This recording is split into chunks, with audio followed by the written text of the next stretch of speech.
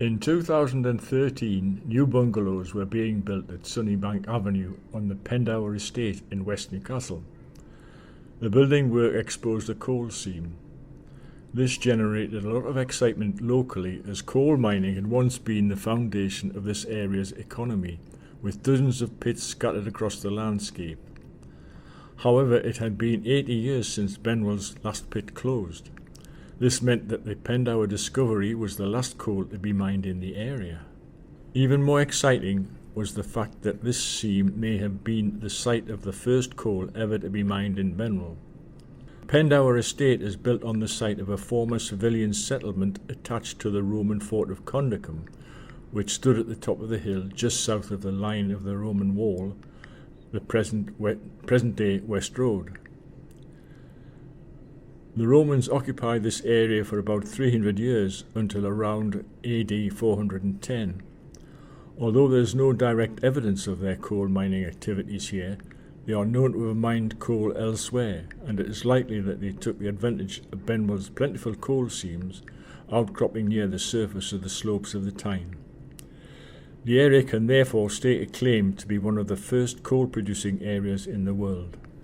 The coal seam exposed at Pendower was of poor quality, containing lots of shale.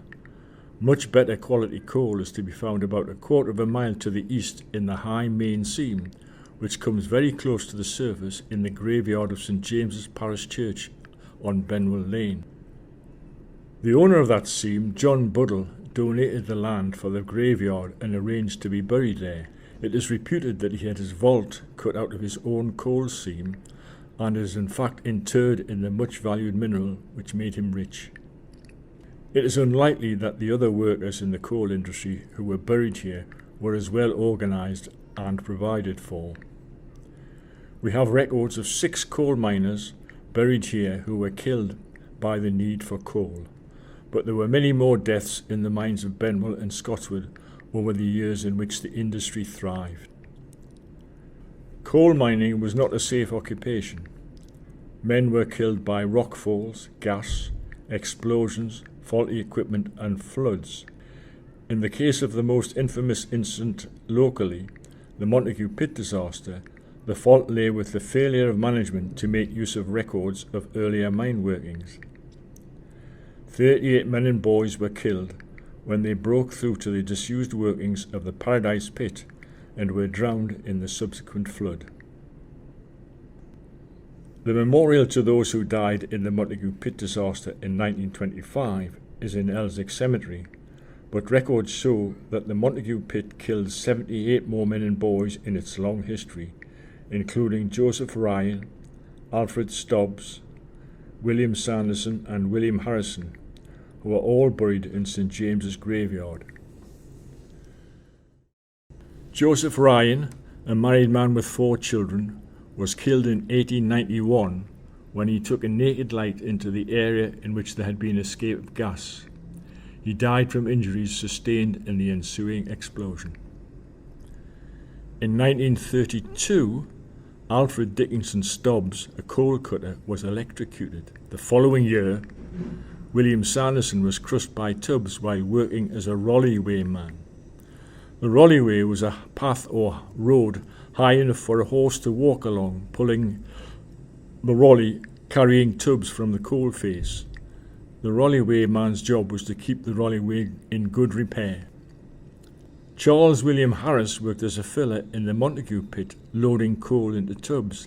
In 1935, he was killed by a fall of stone.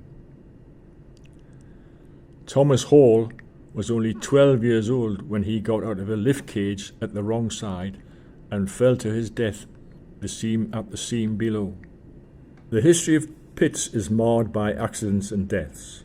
Of the 6 miners with memorials in St James's graveyard, the earliest to die was William Simpson in 1878. He worked at the South Benwell colliery as a hewer cutting coal. He was killed by a fall of clay.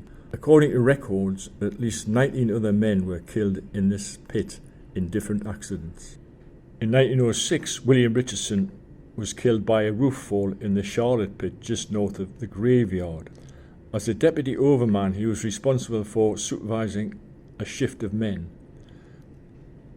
The Charlotte pit was part of Benwell colliery, where at least 30 men were killed over the years. This pit was the last to close in Benwell. It stood to the west of Condickham Road, only yards away from the site where the Roman seam was exposed in 2013.